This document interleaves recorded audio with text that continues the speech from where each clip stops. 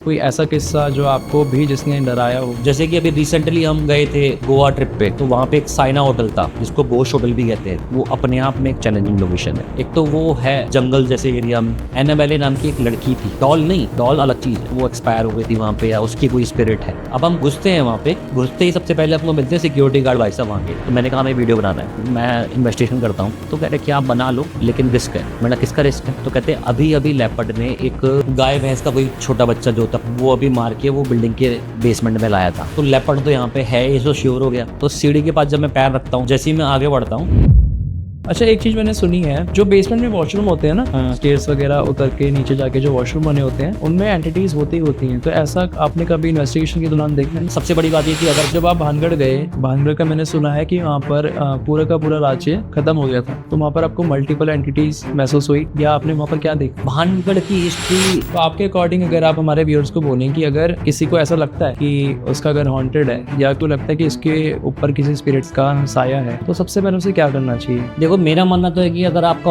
Aura week है तभी ऐसी चीजें होती हैं आपके साथ में। लेकिन नॉर्मल इंसान को तो पता नहीं होगा ना कि इसका ऑरा कमजोर है।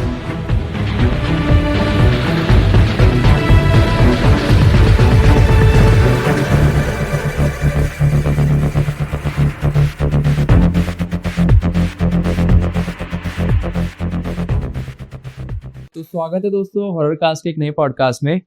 और आज का पॉडकास्ट भी थोड़ा डिफरेंट है, क्योंकि आज हमारे साथ एक रियल पैरानॉर्मल रिसर्चर है जिनका यूट्यूब पे चैनल भी है, और ये रियल इंसिडेंट, अपने जो भी हॉरर इंसिडेंट होते हैं उन पे रिसर्च करते हैं, इन्वेस्टिगेशन करते हैं, और वहाँ पर सच में कुछ हॉरर है भी या नहीं उसका पता लगाते हैं। सीके बिस्ट के नाम से इनका चैनल है यूट्यूब पर। तो भैया कैसे हैं आप? बहुत बढ़िया। तो भैया सबसे पहले हम एक किस्से से ही शुरू करते हैं। आपकी इन्वेस्टिगेशन के दौरान कोई ऐसा किस्सा जो आपको भी जिसने डराया हो? ऐसे किस्से, देखो डराने वाले किस्से तो मतलब कम ही हैं, लेकिन देखो ऐसा कहते हैं कि हर किसी का ऑरा अलग अलग होता है। हर किसी की जो एक आउटर लेयर होती है ना बॉडी की, वो अलग अलग होती है। शायद आपकी अलग होगी, मेरी अलग होगी, सबके अलग अलग टाइप से होती है। किसी को डर लगता है, किसी को कम लगता है, किसी को ज़्यादा लगता है, किसी को थोड़ा बहुत लगता है, किसी को सिर्फ फील होता है। मुझे टाइम के साथ फील होने लगा, डर तो नहीं लगा वैसे। टाइम के साथ ये चीज़ें थोड़ी थोड़ी फील हुई हैं, लेकिन यह कि हाँ, अब ऐसा भी नहीं है कि मैं ये बोल दूं कि डर कभी लगा ही नहीं। अब आप कोई भी इंसान हो, किसी सुनसान जगह पर आइसोलेटेड जगह पर जाएगा, तो उसको सिंपल सी बात है, कहीं ना कहीं कुछ ना कुछ तो फील होगा ही होगा कि जो उसको हिला दे। ऐसी चीज़ें होती ही होती है। तो ऐसे बहुत सारे किस्से हैं, मतलब लगभग कह सकते हो मेरी 700 800 या 1000 के आसपास लोकेशंस कवर हो चुकी हैं अच्छा। अब तक, पिछले 10 सालों में। इतना तो हम कवर कर चुके हैं, तो ऑलमोस्ट बहुत किस्से हैं। तो पर्टिकुलरली अगर मैं कहूँ तो जैसे कि अभी रिसेंटली हम गए थे गोवा ट्रिप पे, तो वहाँ पे एक साइना होटल था जिसको गोश होटल भी कहते हैं। अच्छा। वहाँ ये स्टोरी मैंने पॉडकास्ट में दी है ऑलरेडी, किसी को बताई भी है, लेकिन वो एक तरह से अधूरी स्टोरी कह सकते हो आप, क्योंकि जब मैं इन्वेस्टिगेशन करके आया था तब मैंने वो स्टोरी बताई थी कि मैंने वहाँ क्या फील किया। लेकिन एक्चुअल रियलिटी कब मालूम चलती है? जब आप उस वीडियो को एडिट करते। एडिटिंग के बाद बहुत सारे फैक्ट सामने आते हैं। अच्छा। कि जो चीज आप सोच रहे थे वो एक्चुअल में हो भी रही थी, और जो चीज नहीं सोच रहे थे उससे भी बढ़कर कुछ हो रहा था पीछे आपकी। तो गोस्ट होटल गोवा जो इसे कहते हैं, साइना होटल, वो अपने आप में एक चैलेंजिंग टास्क है, अपने आप में एक चैलेंजिंग लोकेशन है मेरे हिसाब से।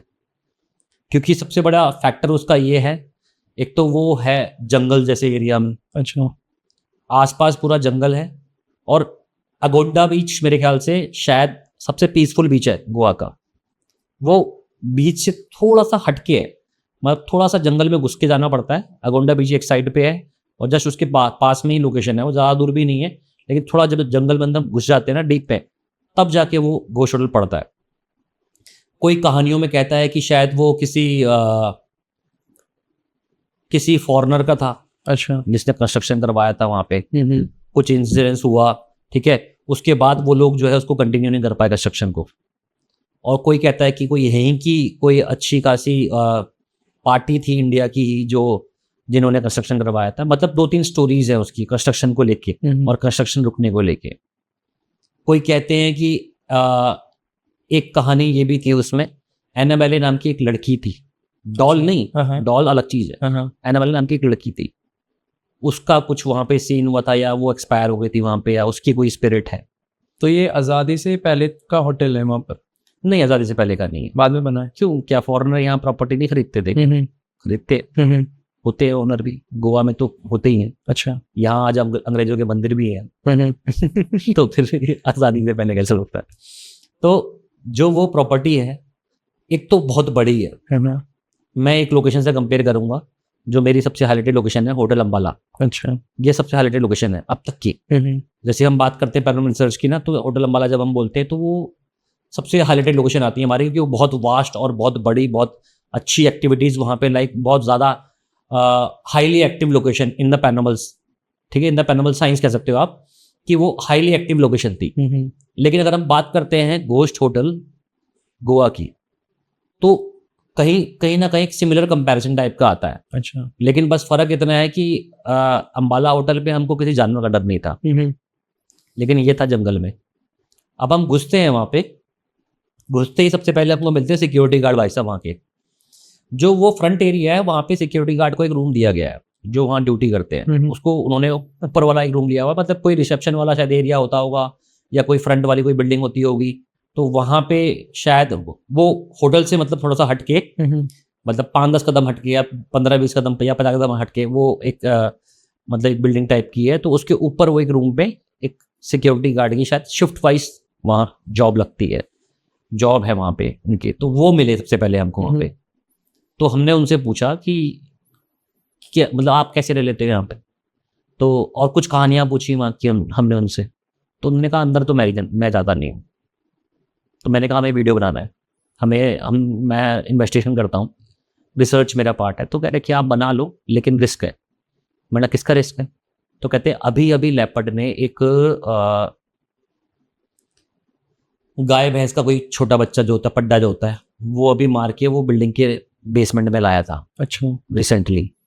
तो लेपर्ड तो यहाँ पे है, ये तो श्योर हो गया। मतलब सोचो ना, रिस्क तो हमारे पास एक पहला फैक्टर पहले से ही है, हॉन्टेड से हटके। हाँ, भूतों का नहीं, जानवरों का तो पहले से ही है कि मतलब अब उस लेपर्ड ने अपना शिकार अगर वहां रखा है, तो मतलब हमारे लिए एक रिस्क फैक्टर पहले ही स्टार्ट हो गया। और दूसरा, जब हम उस होटल को देखते हैं अंदर घुसने के बाद में, भाई वास्ट होटल अंबाला से कंपेयर करता हूँ मैं, काफ़ी बड़ा है, अंबाला के बराबर तो बड़ा, हाँ ऑलमोस्ट दोनों को सिमिलर दे सकता हूँ, शायद उससे भी बड़ा कह सकते हो।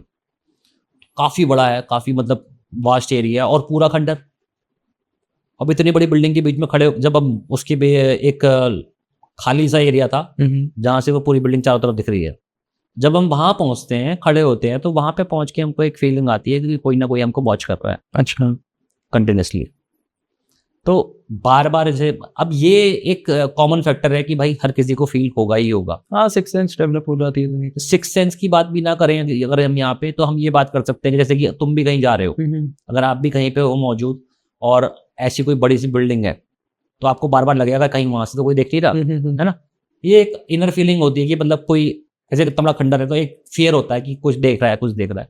तो इसको मैं कॉमन फैक्टर समझ के अपनी इन्वेस्टिगेशन को चालू रखता हूँ, और इन्वेस्टिगेशन हम करने के लिए सबसे पहले उसको एक्सप्लोर करते हैं।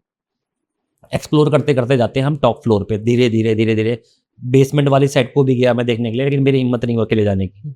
मेरे साथ मेरे नोमैडिक केडी नाम से भाई हैं, तो वो साथ में चल रहे थे। तो उस टाइम पे हम बेसमेंट में नहीं गए थोड़ा सा, लेकिन फिर ऐसा लगा कि जानवर ना हो गई, और हम शाम को ही पहुंचे थे, ऑलमोस्ट रात होने को ही थी। तो मैंने कहा एक काम करते हैं, एक्सप्लोर करते हुए ऊपर ही चलते हैं टॉप फ्लोर पे, फिर वहीं पे अपना कैमरा अपना सेट करेंगे, उसके बाद इन्वेस्टिगेशन करेंगे। उससे पहले मतलब तब तक हम एक्सप्लोर भी कर लेंगे, नीचे जाना पॉसिबल नहीं है।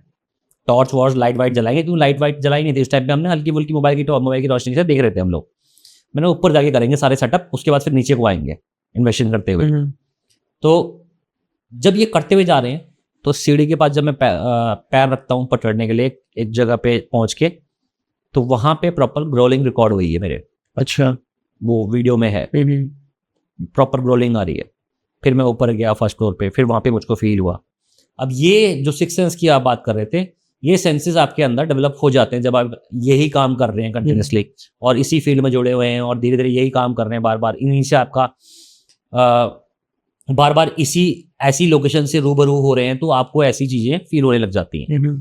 तो मुझे वो फील होने लग गई थी कि मुझे, मतलब जब मैं किसी लोकेशन पे जाता हूँ तो मुझे स्टार्टिंग में लगता है कि मुझे शायद यहाँ इस जगह पे कोई एक्टिविटी मिलने वाली है, मुझे इस जगह पे कोई एक्टिविटी मिलने वाली है, या इस जगह पे कुछ ना कुछ आज कैप्चर होगा। मैंने केडी को बोला भी, मैंने कि आज यहाँ पे हमको कोई ब्लैक शेडो कैप्चर होने वाली है या वाइट शेडो, दोनों में से एक। अब इसमें कंफ्यूजन भी हो सकती है, ठीक है, अपना एक मेंटल स्ट्रक्चर होता है बॉडी का, माइंड का, सॉरी बॉडी का नहीं, माइंड का, कि वो कहीं ना कहीं सबकॉन्शियस काम करने लगता है इन चीज़ों में। कि जब आपने पहले एक्सेप्ट कर लिया, अब मैंने एक्सेप्ट नहीं किया, ये मेरी इंट्यूशन है, लेकिन केडी ने एक्सेप्ट किया है क्योंकि मैं उसको बोल रहा हूँ। अब ये एक मैनिपुलेशन भी तो हुआ ना, कि मैं उसके दिमाग में डाल रहा हूँ कि यहाँ कुछ होगा आज, ठीक है। हाँ, वो वैसे क्रिएट कर लेगा अपने दिमाग हाँ, वो अपने दिमाग से कुछ करेगा क्रिएट। लेकिन जब हम ऊपर जाते टॉप फ्लोर पे, बड़ी मतलब हालत खराब हो चुकी थी हमारी। बस वो शाम में ही हमारी हालत ऐसी हो चुकी थी, यार इसको इन्वेस्टिगेट कैसे करेंगे यार, लेपर्ड कलर अलग से लग रहा है और ऐसा लग रहा है इतनी बड़ी बिल्डिंग है, कहीं से गिर गए, कहीं से कुछ हो गया, या कहीं से कुछ देख रहा है। अगर उसने हल्का सा हमको पुश कर दिया, या डर के मारे हम पुश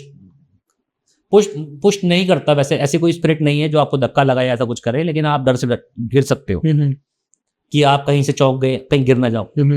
50 चीजें दिमाग में चल रही हैं, लेकिन इन्वेस्टिगेशन तो करनी है, क्योंकि आए हैं, इतना पैसा खर्च किया इन्वेस्टिगेशन के लिए, दिल्ली से गोवा, खटीमा से दिल्ली, दिल्ली से गोवा, तो करना तो इन्वेस्टिगेशन है ही है।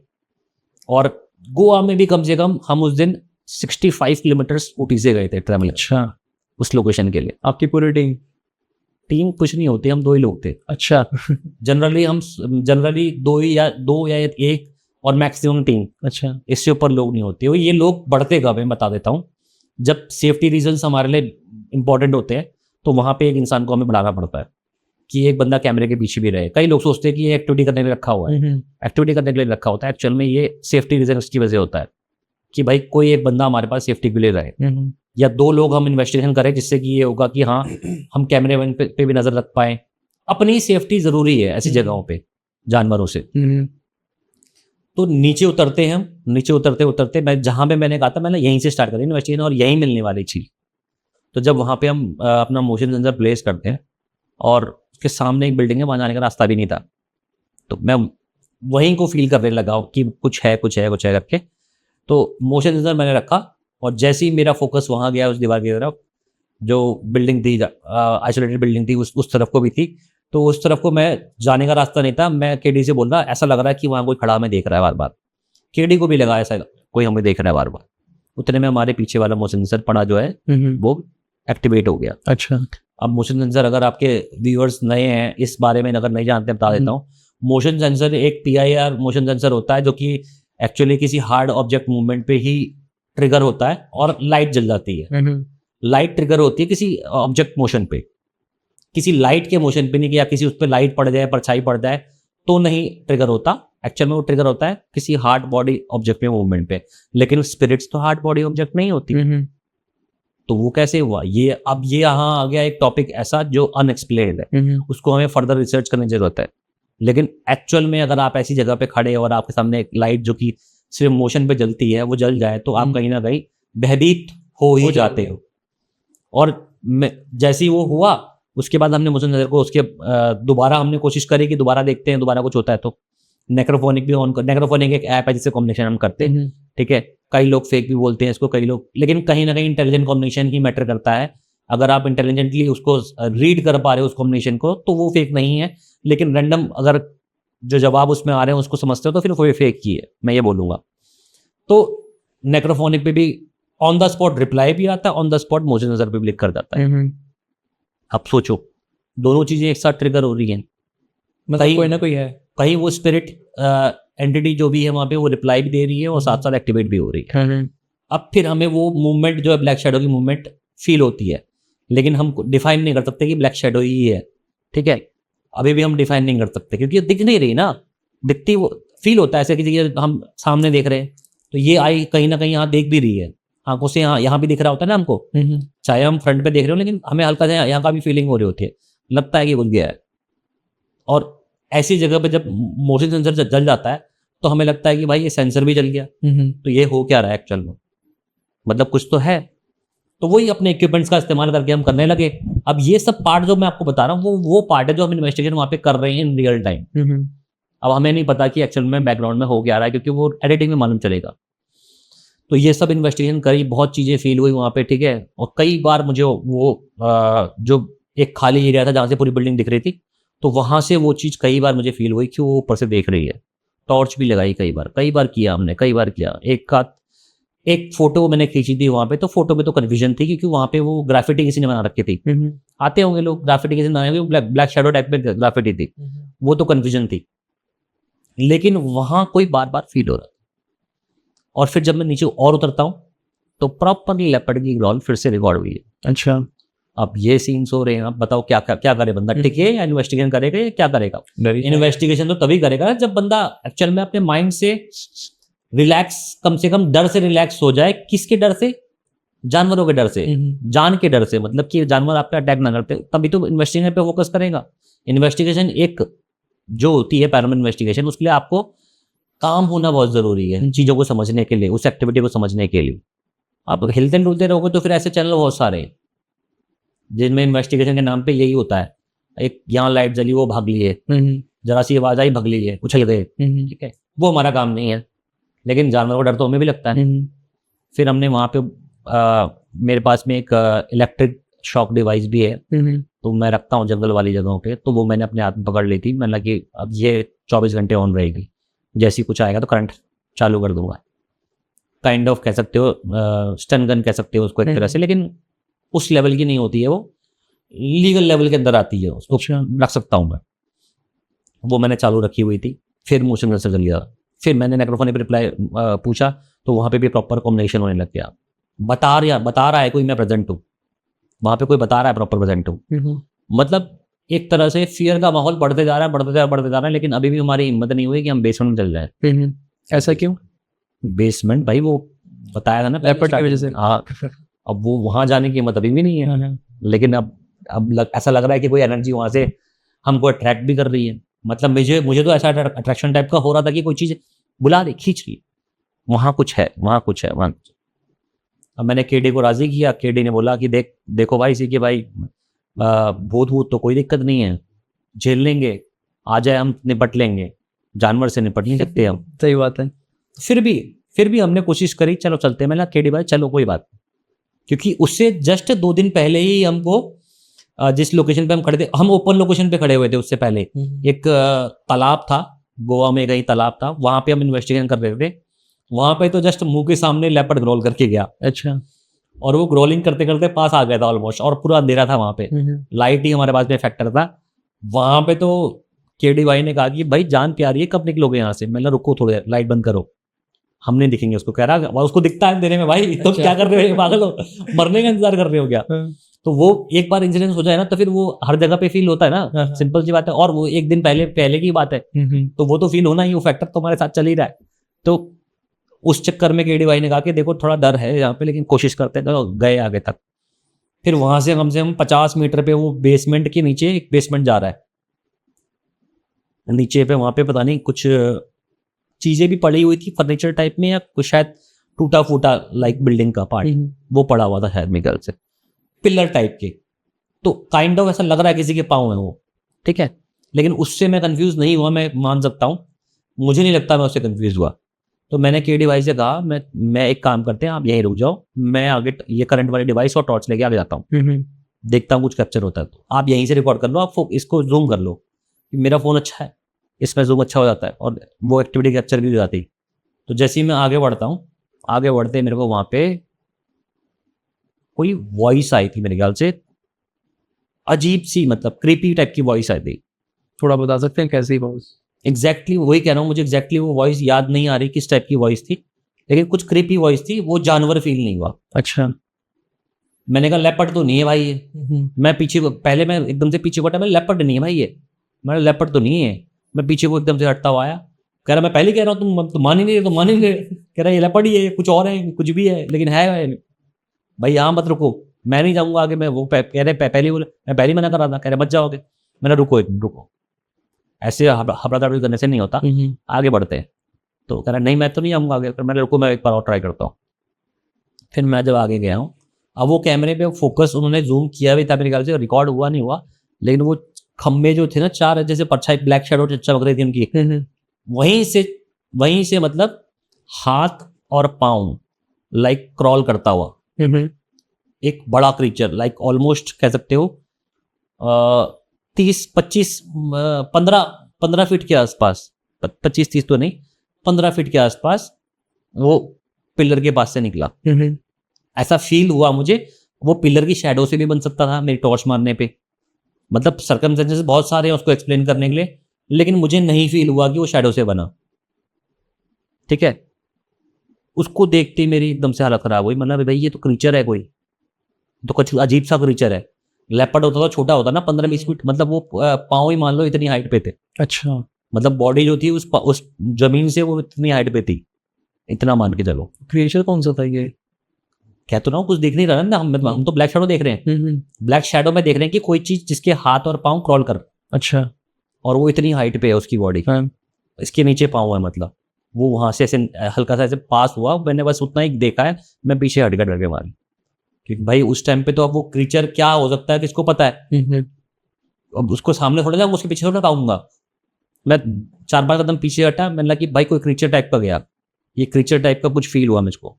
मतलब यहाँ पे कोई स्पिरिट नहीं है भाई, यहाँ पे कोई एंटिटी है। एंटिटी भी स्पिरिट ही होती है एक्चुअल में। मेरे को लगा यहाँ पे कोई अलग प्रकार की एंटिटी है जो कि एक्चुअल में स्पिरिट से ताल्लुक नहीं रखती है। ये एंटिटी शायद इंसानी रूह नहीं है, ये वो है जो जन्मी ही नहीं है कभी। मतलब जैसे होता है ना, अगर आपने सुना हो कोई ब्रह्म राक्षस सुना हो, या ब्रह्म राक्षस चलो इंसानी रूह से ही बना था, जिन हो गया है ना, जिन हो गया, या ऐसी एंटिटीज हो गई जो एक्चुअल में कभी बॉर्न नहीं हुई हैं, ठीक है, लेकिन वो किसी और डायमेंशन से आई है। जैसे जिन को बोलते किसी और डायमेंशन से है, तो उस टाइप का मुझे फील हुआ। मुझे लगा ये स्पिरिट नहीं, स्पिरिट से कुछ हटके है। ये छलावा भी तो हो सकता है, जैसा आपने बताया कि पहले लेपर्ड की आवाज आई, हाँ, बाद में आवाज चेंज हो गई। यस, तो ये छलावा भी हो सकता है। बिल्कुल हो सकता है। और छलावा हमेशा डिस्टेंस पे ही होता है, एक बात ये भी है, छलावा हमेशा एक डिस्टेंस पे ही होता है, आपके आसपास नहीं होगा। वो आपके इक्विपमेंट पे कभी कैप्चर नहीं हो पाएगा, लाइक मेरे मोशन सेंसर पे या ईएमएफ पे कभी कैप्चर नहीं हो पाएगा। लेकिन अब हमारे तो इक्विपमेंट भी चले ना, अब यहाँ पे उसको डिस्टेंस, ये पूरी पैरानॉर्मल इन्वेस्टिगेशन को कॉम्प्रोमाइज करना पड़ता है। एक तरह समझना पड़ता है कि कौन कौन से फैक्टर थे किसको सपोर्ट करते हैं। अब वो छलावा हो सकता था, लेकिन वो हमारे क्लोज भी था। छलावा हमेशा डिस्टेंस से फील होगा, छलेगा, मतलब शायद किसी और फॉर्म में, कभी किसी और फॉर्म में, हाँ, भ्रमित करेगा, लेकिन कोई पास आके मोशन सेंसर जलाएगा। ये भी सोचो ना। तो ये फैक्टर भी मेरे पास ही था। अब मेरा माइंड तो प्रॉपर्ली वहाँ एक्टिव है, सोच रहा है सब चीज़ों को लेकर। मैंने क्रीचर है कोई, ये कोई डीमन एंटिटी है, डीमन काइंड ऑफ एंटिटी है। ऐसा मेरे माइंड में आया उस टाइप पे डिसीजन। मैंने कहा नहीं भाई, ये तो अपने बस के नहीं है, अपने बस के परे, पीछे हट जाओ। पीछे हटे, फिर थोड़ी देर वहाँ पे और मैंने वीडियो बनाया। मैं नहीं भाई, फिर मुझे प्रॉपर लेपर्ड की आवाज़ फिर से आ गई।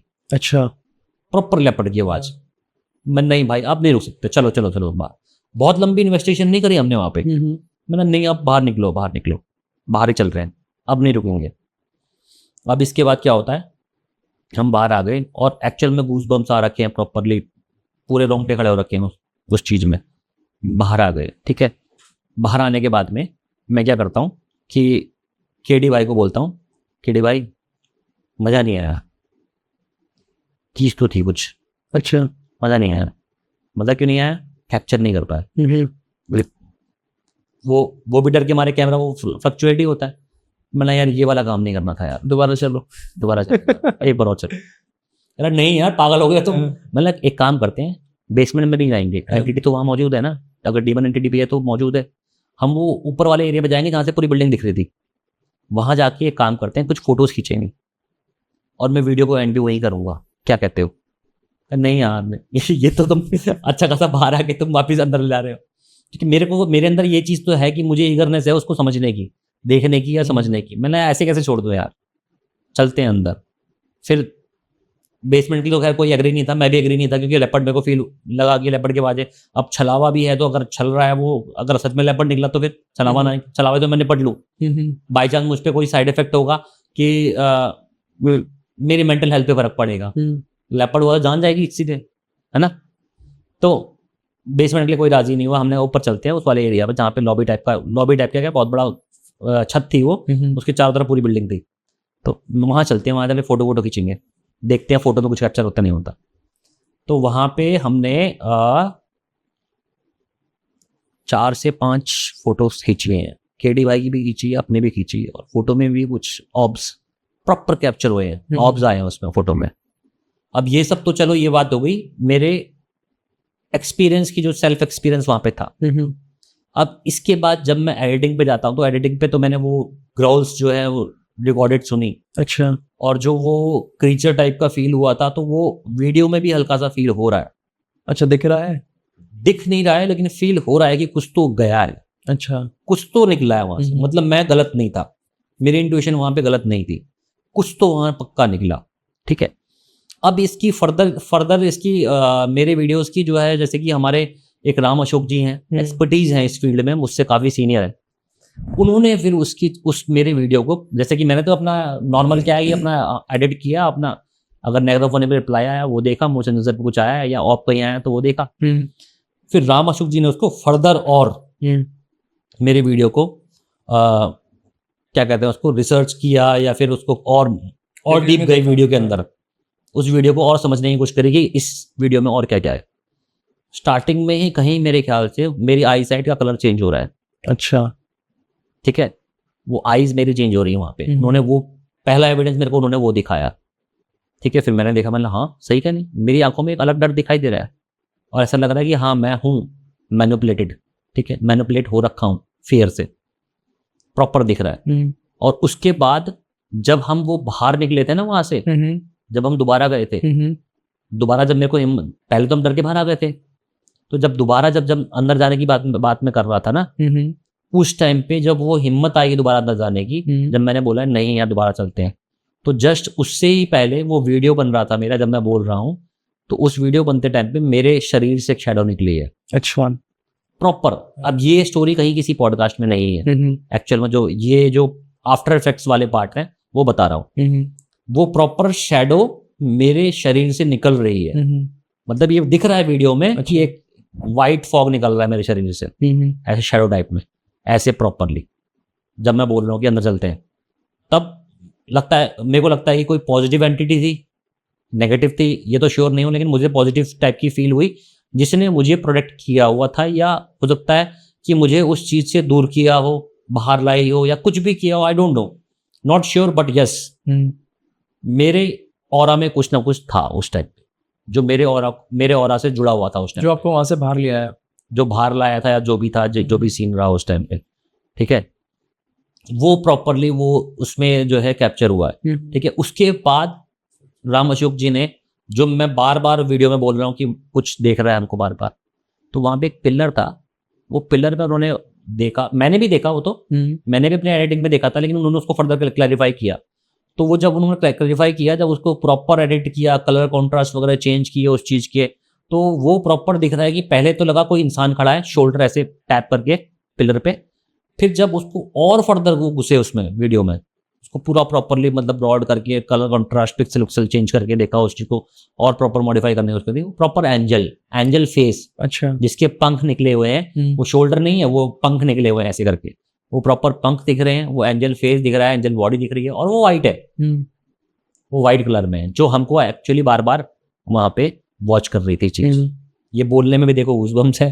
ठीक है, क्योंकि जब मैं वो वीडियो देखता हूँ ना, अब मुझे फील हो, उस टाइम तो हम सोच रहे कोई हमें देख रहा है, हमें नहीं दिख रहा था वो चीज, जो भी एंजल थी या जो भी थी, वो जो भी टाइप का था, जो भी था एंटिटी, मैंने कहा ना कि वो स्पिरिट नहीं है। इतना तो मुझे फील हो गया कि स्पिरिट तो यहाँ नहीं है, कोई आत्मा ही नहीं है, लेकिन आत्मा से हटके कोई एंटिटी है, और वो प्रॉपर पिलर के ऊपर एंजल खड़ी हुई दिख रही है, और वो वीडियो में है। जब उन्होंने उसको क्लैरिफाई करके मेरे को वीडियो भेजा ना, तो मैंने वो डाला 2 मिनट का पार्ट अलग से, उस पर प्रॉपरली वो एंजल आई है। उसको देखने के बाद मेरा, कहते हैं ना कि अब एंजल अच्छी भी होती हैं, बुरी भी होती हैं, अब वो क्या कर रही थी हमारे साथ में मुझे नहीं मालूम है, लेकिन कहीं ना कहीं मुझे लगा कि शायद वो पॉजिटिव एंगल ना हो, जो भी था वो पॉजिटिव एंगल ना हो गई, पॉजिटिव एंगल से हमको ना देख रही हो, या पॉजिटिव एंगल से हमको सपोर्ट ना कर रही हो इन्वेस्टिगेशन में, या पॉजिटिव एंगल से वो हमको अप्रोच कर रही थी, हमारे करीब नहीं आ रही थी, दूर दूर थी, है ना। और वो एग्जैक्टली अब मैं आपको बताऊं एग्जैक्टली वही जगह थी जहां मैंने स्टार्टिंग में बोला था कि आज हमको यहाँ कुछ दिखेगा। अच्छा, अब आप बताओ। तो जो ये एंजल्स थी, आपने बोला कि अच्छी भी होती है बुरी भी होती है, तो ऐसा भी होता है? मतलब मैंने तो यही सुना कि एंजल्स अच्छे ही होते हैं। अब एंजल मतलब क्या होता है? परी, भगवान के दूत। परी है ना। उत्तराखंड में आप जाओ, स्टोरी सुनो, कभी भी आके स्टोरी सुनो परियों की। परियों का देश, खेत पर्वत, जो जाता है अगर परी ने अगर उसे अपने काबू में कर लिया तो वो फिर उसी का हो जाता है, फिर वो वहाँ पर शायद इन्हें आचर्या कहते हैं ना, आचर्या कहते हैं ना, परी, परी ही कहते हैं। और हमारे ये गढ़वाल क्षेत्र की कहानी है कि जो परियों का देश खेत पर्वत है, खेत पर्वत में एक मंदिर है, उस जगह जाता है। कहते हैं कि वो अगर परियों के चक्कर में पड़ गया, मतलब परियां ने उसको मोहित कर लिया, तो फिर वो चला गया। अच्छा। जिंदा बचेगा नहीं बचेगा, लेकिन वो दिखेगा नहीं, गायब हो जाएगा, वो ले जाएगी अपने साथ। और ऐसा उत्तराखंड के कुमाऊं में एक जो कहानी है परियों की, वो ये है कि कुंवारी लड़कियों को इफेक्ट करती है परी। अच्छा। और कहीं किसी शादी में गए हो, आपने चटक कलर के कपड़े पहने हो, रेड कलर के कपड़े पहने हो, इस टाइप के अपने कपड़े पहने हो, तो वो उनपे वो परी लग जाती है लड़कियों के ऊपर।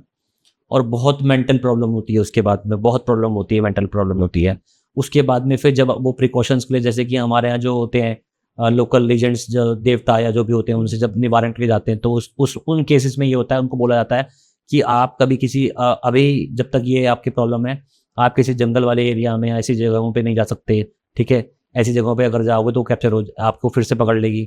और दूसरी चीज़ ये होती है कि आप लाल कलर के कपड़े या चटक कलर के कपड़े पहन के नहीं निकल सकते आप।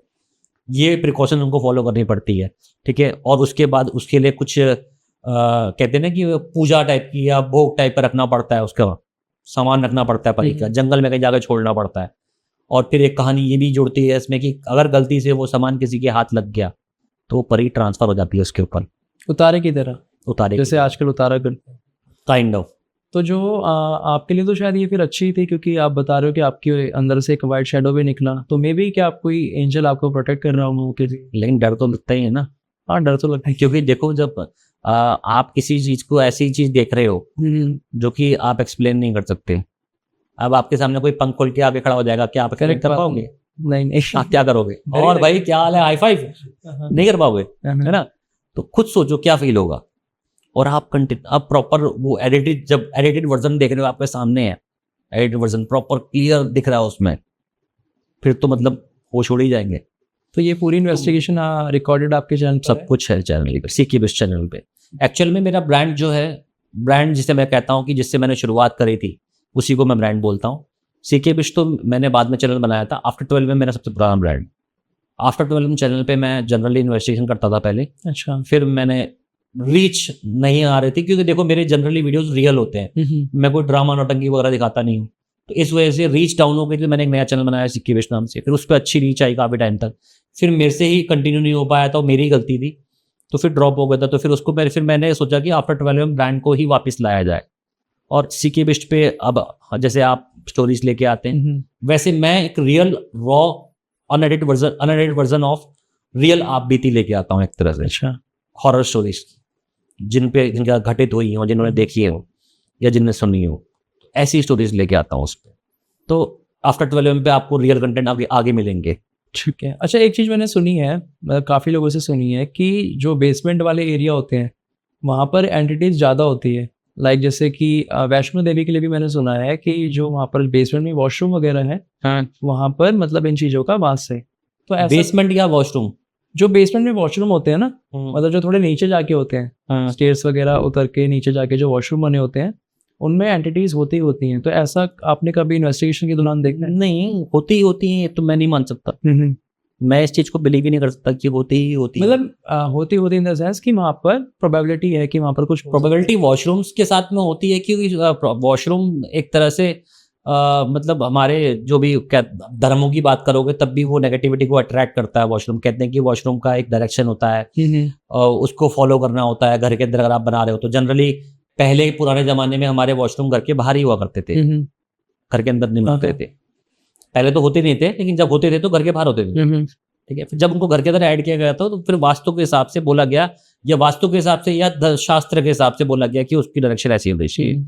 और सबसे बड़ी बात यह कि अगर घर में वॉशरूम है अंदर तो उसको कभी भी खुला नहीं छोड़ना चाहिए, बिकॉज वो अब कई लोग बिलीव करें या ना करें, काइंड ऑफ नेगेटिव एनर्जी का पोर्टल के तौर पे काम करता है, कनेक्ट करता है नेगेटिव एनर्जीज को इस वर्ल्ड से, शायद ऐसा बोलते हैं। जैसे कि मिरर को भी बोलते हैं, एक कैंडल लगा के बैठ जाओ उसको भी बोलते हैं। कई सारे फेक मिथ भी है इसमें, ऐसा नहीं है कि मतलब कि ये होता ही होता है। जैसे मिरर को एक बोलते हैं कि डायमेंशन से डायमेंशन में जंप करने का एक वो है, यहाँ से किसी डायमेंशन से कोई एंटर हो जाता है, काइंड ऑफ एक्ट भी करता है। लेकिन अब इस चीज को अंधविश्वास के तौर पे फैलाया जाए तो गलत है। तो इसके पीछे कोई साइंटिफिक रीजन है? जैसे कि आपने बताया कि वॉशरूम, पैरानॉर्मल के पीछे की साइंस आज तक प्रूव नहीं हो पाई, तो साइंटिफिक रीजन कैसे बताएंगे? कोई भी नहीं है। जैसे वास्तु के हिसाब से कोशिश कर रहे हैं ना साइंस से प्रूफ करने की। पैरानॉर्मल का मतलब होता है what is not explain through science, we are trying to explain it through science. Paranormal का मतलब यही होता है। तो जो भी मैं इस पॉडकास्ट में आपके साथ जो भी चीजें साझा कर रहा हूँ, ये सब कुछ मैं थ्योरी बेस पे आपको जवाब दे रहा हूँ।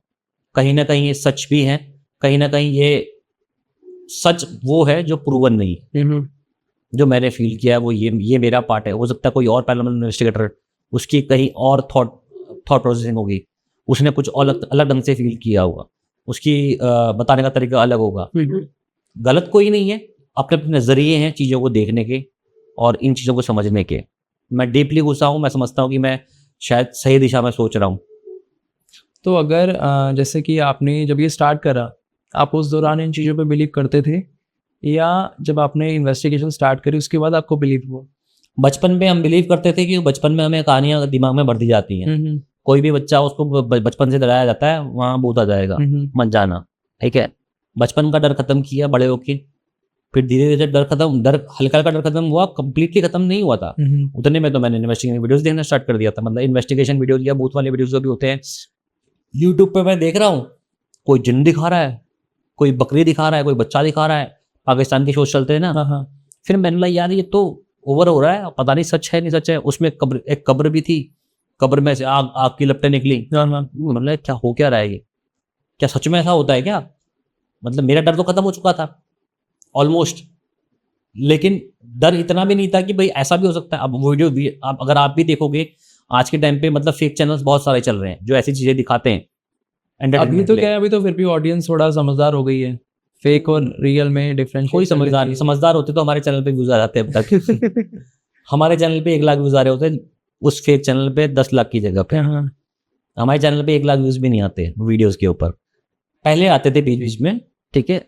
अब उसमें मेरी भी गलती रही है। मैं इसको बोलता हूँ कि पब्लिक कहीं ना कहीं अवेयर तो होती ही है, सबको पता होता है रियल क्या है फेक क्या है, लेकिन एक्चुअल में फिर भी उसको एंटरटेनमेंट में मजा आता है देखने में। हाँ, लेकिन कहीं ना कहीं कुछ लोग मजे ले रहे हैं और कुछ लोग उसको यकीन कर रहे हैं। मुझको ऐसे भी कमेंट आए हैं, मुझको ऐसे भी लोगों के मतलब मैसेज आए हैं कि भाई तुमने वो चैनल देखा है, उसके पास देखो कितने भूत आते हैं, ये आते हैं, उससे सीखो।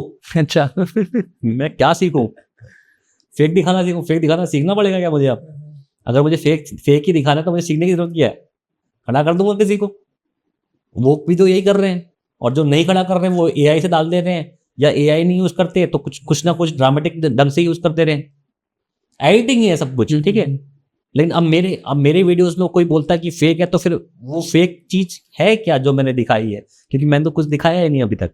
लेकिन वो एडिटेड वर्जन जो हमारे पास वीडियो आ रहे हैं उसका क्या करें? वो भी तो कुछ प्रूफ है। मतलब देयर इज समथिंग अनएक्सप्लेन्ड है मौजूद, लेकिन हम उसको समझने लायक अभी काबिल नहीं हुए हैं। और अगर आप एक नाम दे दोगे तो फिर आपकी रिसर्च का कोई मतलब नहीं रह जाएगा। हाँ, अगर आप उसको धर्म से जोड़ दोगे। अंधविश्वास को अगर मैं बढ़ावा दे दूंगा, धर्म से जोड़ना नहीं, अंधविश्वास को अगर मैं बढ़ावा दे दूंगा तो फिर मेरा काम क्या रह गया? क्योंकि अंधविश्वास एक ऐसी चीज है जिसकी वजह से समाज में डर और डर के पीछे कमाई हो रही है। तो आपको क्या लगता है जितनी भी हॉन्टेड जगह है, कितनी हॉन्टेड होती है, या काफी जगहों पे सिर्फ हॉन्टेड एक वर्ड बनाया गया है और एक घोस्ट, एक भूत, ये वर्ड बनाया गया है, ठीक है। इन दोनों के पीछे सिर्फ डर ही है। अब कोई बंदा एक्सपायर हो गया, उसकी सोल तो, जैसे कि हम बात कर रहे थे पहले डिस्कशन में एक बार, अभी इससे पहले जब हम बैठे थे, energy can neither be created nor be destroyed, it can only transform, है ना। तो ये यूनिवर्सल ट्रूथ है। तो अगर ये ऐसा ट्रुथ है मौजूद तो फिर एनर्जी तो कभी मरेगी ही नहीं। मतलब वो बॉडी खत्म हो सकती है लेकिन सोल नहीं मरती। अगर सोल नहीं मरती तो मतलब कहीं ना कहीं तो विचरण कर रही है ना। अब वो दिखने से अगर कोई डर जाए तो फिर वो डर है, फिर वो भूत बन जाता है धीरे धीरे। उसको बोलते हैं गोस्ट लोग। भूतकाल का वो पास्ट टेंस में जो गुजर चुका है उसका अभी दिखना मतलब भूत। लेकिन अब इसको लोगों ने फिर सबकॉन्शियस माइंड ने इमेजेस बनाना शुरू किया। अब हम डरेंगे तो कुछ ना कुछ उसका एक्सप्लेनेशन में देंगे। किसी ने एक्सप्लेनेशन ऐसा, किसी के सबकॉन्शियस माइंड ने ऐसा एक्सप्लेनेशन बनाया कि उसने वाइट साड़ी पहनी थी, किसी ने बनाया कि सर नहीं था, किसी ने बनाया लंबे लंबे नाखून थे, किसी ने बनाया कि कुछ था, किसी ने बनाया कुछ था, किसी ने। अब ऐसा भी नहीं है डिमन एंटिटीज नहीं होती हैं, होती भी हैं, लेकिन इस तरह से तो नहीं होती हैं जिस तरह से मिथ फैलते हैं। अब इसके पीछे बीच में एक छोटी सी बारीक सी लकीर है अंधविश्वास के बीच में और एक्चुअल पैरानॉर्मल के बीच में। उस पर काम करने की कोशिश कर रहा हूँ, ठीक है, कोशिश कर रहा हूँ कि उसको समझाया जाए। लेकिन अगर डर किस चीज का बताया था मैंने, एक तो आपका गोश्त का है ना, और दूसरा हॉन्टेड का। हॉन्टेड का मतलब ये नहीं है कि वहां डरने की जरूरत है। हॉन्टेड का मतलब ये है कि वहां स्पिरिट की प्रेजेंस है या नहीं है। मेरे हिसाब से मैं कहता हूं कि हॉन्टेड का मतलब ये होना चाहिए, अगर आप स्पिरिट की प्रेजेंस को हॉन्टेड बोलते हो तो मैं बोलता हूँ हॉन्टेड है। अगर स्पिरिट की प्रेजेंस को ना होना तो पॉसिबल नहीं है, कि कहीं ना कोई ना कोई सोल आ सकती है, यहाँ भी आ सकती है, इस रूम में भी आ सकती है ना। देखो मैं तो फिर ये भी हॉन्टेड है। फिर हम यहाँ बैठे, ये भी हॉन्टेड है ना। जितना मैं समझता हूँ इन चीज को, हॉन्टेड उन जगहों को बोला जाता है, जैसे आपने बोला कि स्पिरिट तो कहीं पे भी आ सकती है। हाँ। तो स्पिरिट यहाँ पे भी होगी, अभी हम बात कर रहे हैं आसपास, वो सुन रही होगी। क्या मालूम गोश्त होटल वाले भी आ गई हो यहाँ पे। बट ये हो सकता है कि जिन जगहों पर वो लोग नेगेटिव तरीके से इफेक्ट डालते हैं लोगों के बीच, लाइक कोई गया उसको डरा दिया, या किसी का एक्सीडेंट हो गया। डराया नहीं, उसने तो अपनी प्रेजेंस फील कराने की कोशिश करी। अब कोई मजबूरी नहीं, कोई क्या कहते हैं, मजबूरी वर्ड इस्तेमाल कर रहा हूँ, कोई ऐसी कंडीशन में मरा है। अब जैसे कि सोच लो कि मेरे को पाँव घुटने में बहुत तेज चोट लग गई, पाँव फट गया है, घुटना फट गया है, और एक्चुअल में मेरे मुंह से आवाज नहीं निकल रही और मुझे कोई देख भी नहीं पा रहा है, तो मैं तो मजबूर हो जाऊंगा ना। अब मैं क्या करूं कि कोई मुझे सुने। वो तो अपने प्रयास कर रही है अपने प्रेजेंस को फील कराने के, लेकिन अगर हम उनसे उस चीज से हम डर रहे हैं तो वो हॉन्टेड हो गया। हाँ करेक्ट बात है, ये भी करेक्ट है, लेकिन एक्चुअल में उसे डराया नहीं है।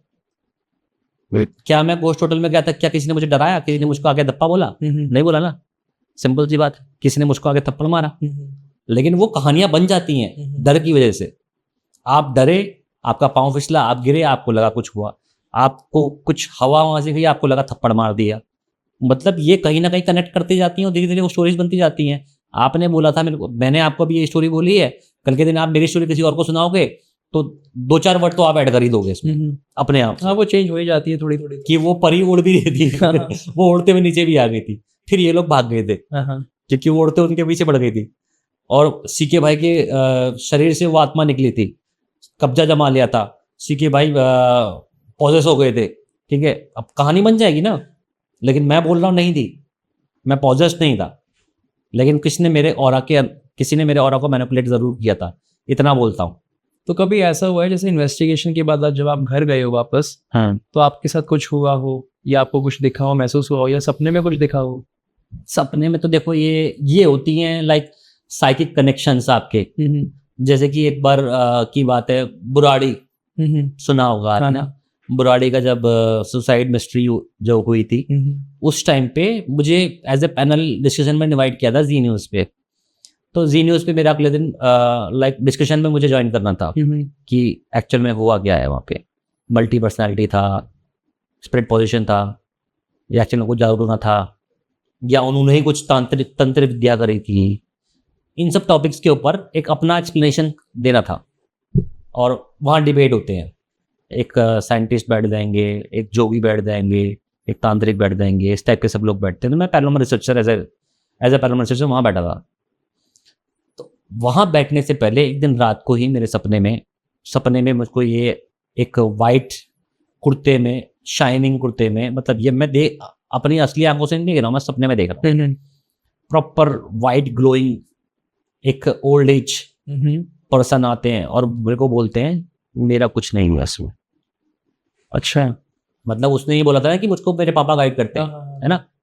मेरे को वो स्पिरिट आके मतलब सपने में बोलते हैं कि मेरा कोई इन्वॉल्वमेंट नहीं है। जो डायरी वगैरह मिली थी उसमें भी यही मेंशन था कि उनके जो पापा थे वो आके उनको गाइड करते हैं और ये सब करने के लिए बोला है उन्होंने। और मुझे उस टाइम पे सपने में मुझे ये गाइडेंस मिला, ये गाइडेंस क्या मिला मुझे ये सिग्नेचर्स मिले, मतलब एक तरह से कि उनका इन्वॉल्वमेंट नहीं है, एक्चुअल में वो मल्टी पर्सनैलिटी डिसऑर्डर से परेशान है। अच्छा। मुझे ये फील हुआ। फिर मैंने कि रात को ही मतलब केस को स्टडी भी किया, सुबह भी किया जब जाने वाला था। भाई सिंपल सी बात है, आप जी न्यूज़ टीवी चैनल पे आने वाले हो तो आपको तैयारी तो करनी पड़ेगी, होमवर्क करना पड़ेगा। मैंने पढ़ा भी, बहुत कुछ पढ़ा कि क्या क्या होता था, क्या क्या करते थे वो लोग, कैसे कैसे कितने साल में वो बिलीव स्ट्रांग हुआ। वहाँ उस घर में 4-4, 5-5, 6-6 साल के बच्चे भी थे, वो तक घर से बाहर कुछ नहीं बोलते। 10 साल के 12 साल के बच्चे भी थे, जो भी बच्चे थे वो घर से बाहर कोई खबर नहीं पहुंचाते थे। जो भी वो कर रहे हैं अपने अंदर ही कर रहे हैं, जो भी रिचुअल्स कर रहे हैं वो अपने अंदर ही है। मतलब बच्चे तक वो बात नहीं फैला रहे, मतलब कितने ज़्यादा मैनिपुलेट हुए हैं।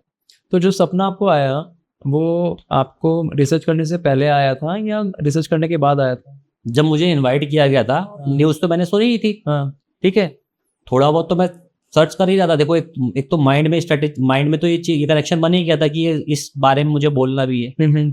और कहीं ना कहीं एक साइकिक कनेक्शन मैंने बनाया था अपना कि भाई मुझे आंसर्स चाहिए, और सपने के थ्रू हुआ।